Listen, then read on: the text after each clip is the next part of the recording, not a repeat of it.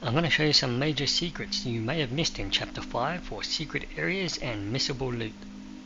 One of the first quests you can get from the start is by speaking to Pal Axe Stoller, the NPC that you need to fight with, and he'll soon be able to talk with after you fought him. Now he'll give you a quest called the 5 element carts, and this quest line is going to lead to a secret Bishu cave, and there's going to be some great rewards. So in this area from the first shrine when you get to chapter 5, just run through this battlefield here. You can take these enemies out if you like, otherwise this is the Pal Axe NPC we need to speak with. You'll engage in battle, but once you defeat him, you'll be able to talk to him. He'll talk about the 5 element carts. Make sure you always exhaust his dialogue until he starts repeating himself every time you visit him. But the first cart is just nearby, so just head on up over here, over the ridge, up the stairs here, and take out the first cart.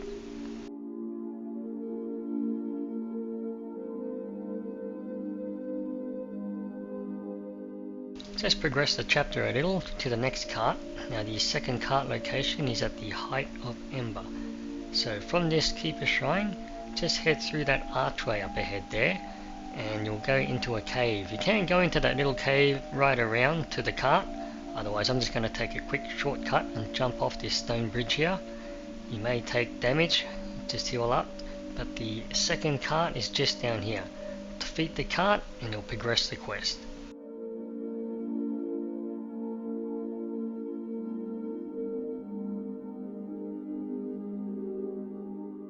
Progressing the chapter a little further, you're going to reach the Valley Entrance Keeper Shrine. From this shrine, just follow this path until you reach a large enemy with a shield. Just take a right from that enemy and keep going straight from there.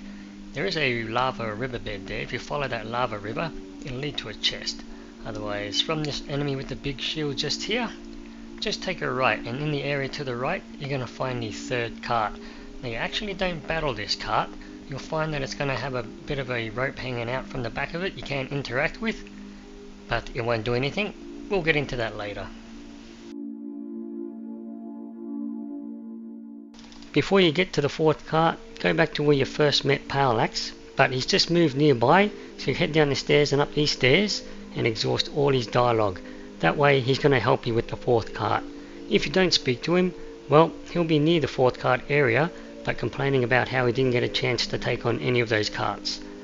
So from this Keeper Shrine, head to this zone. Now this is where you would have fought the boss, the Keeper of the Flaming Mountains, to progress past this point. Now just up here, remember this spot I'm heading to right now, just up ahead there in that clearing? We'll get into that later in this guide.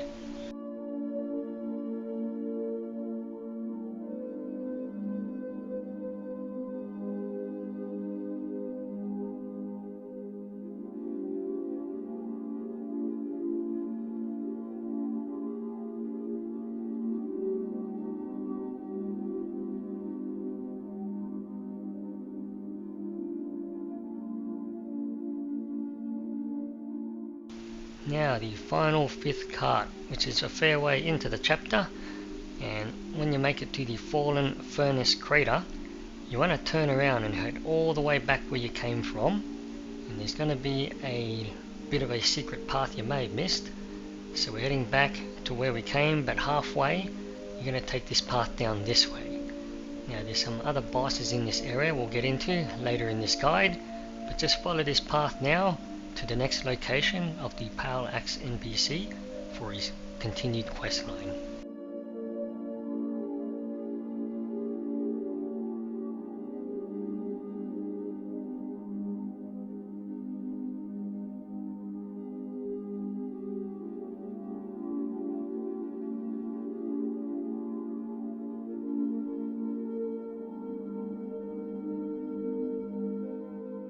You'll finally reach this Keeper Shrine right here, and just up ahead is going to be our friend the Pal Axe, but things aren't looking good for him. But what you need to do first is defeat the fifth cart. Now once you have defeated the fifth cart, there's our friend there being tossed around like a rag doll, but defeat the fifth cart and then just go head over and speak to Pal Axe. And once you've spoken to Pal Axe, that big door nearby just next to him right there, that's going to allow you to prompt a secret passage to the Bishu cave.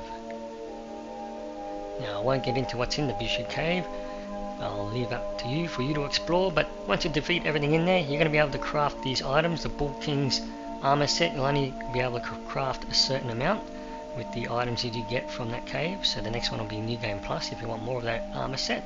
And you get to make this staff as well, and here's a curio you get.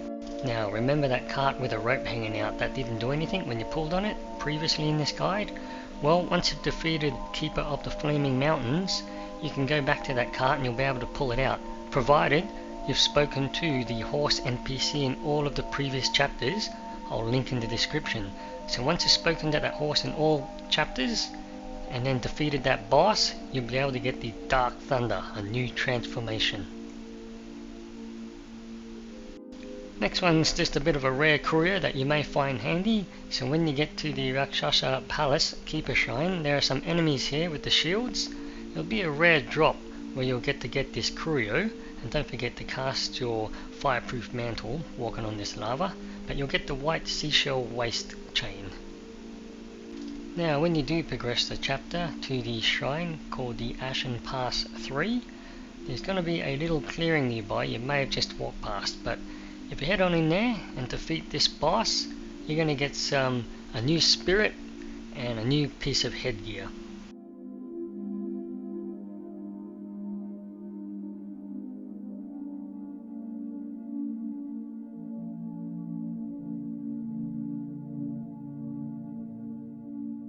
When you do get to the Keeper Shrine, the Ashen Pass 3, if you go the other way, there's going to be a rolling ball enemy that you need to deal with. Without revealing too many spoilers, once you've dealt with that ball, what you need to do is head back and fast travel back to the Flaming Mountains, back to the Emerald Hall, the Keeper Shrine right before the Keeper of the Flaming Mountains boss fight.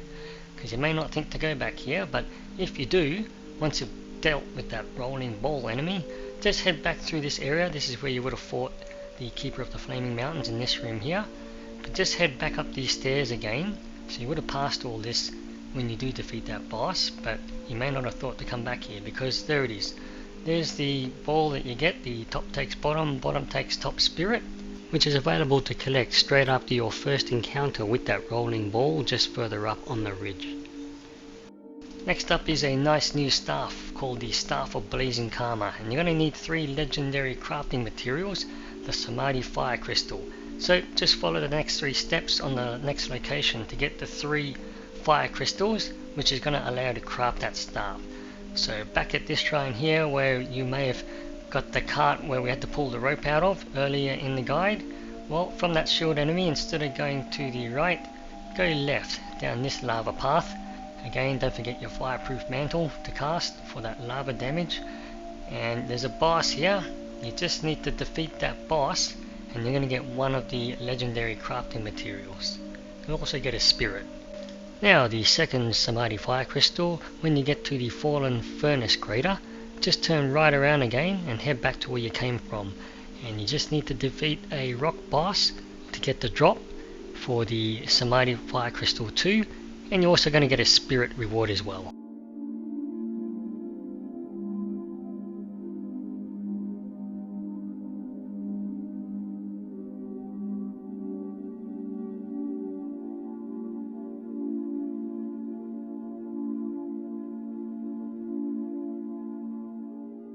Now from the boss you just defeated to get the second crystal, the third crystal is just down the trail here, not far.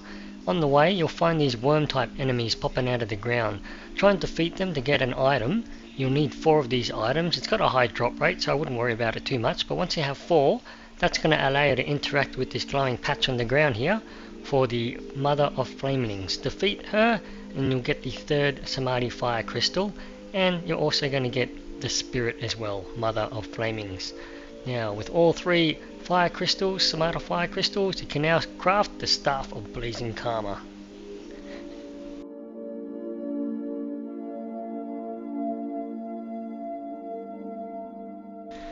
Now the Supreme Gourd, which allows you to have 10 sips. So from the Rakshasa Palace there's a cave you may have missed. Now you would have had to have spoken to the old man in all previous chapters if you wanted the trophy achievement. Otherwise you can still get the Supreme Gourd if you hadn't. So just head in this direction here where you see those 2 big giants there. just take a left and there's a cave there with the old man. Now speak to the old man and interact with the flame in the middle. If you can't do that yet, you have to upgrade your gourd to its max. And to upgrade your gourd, you need to speak to that monkey NPC. Now you would have found that monkey NPC first encountered way back at the Snake Trail, down to the Marsh of the White Mist. Otherwise for me, he's moved on to Zodiac Village that I unlocked, and I'll put a link in the description for that as well. So upgrade your gourd to the max with that monkey NPC just over here, and then you can go back to the old man NPC, interact with that flame, and that's going to give you the supreme gourd. Hey look, I hope this guide helps. If I've missed anything, feel free to leave it in the comments. Now check out my channel after the video. I do a lot of boss guides, collectibles and tips. Thanks for watching. Really hope to see you all next time.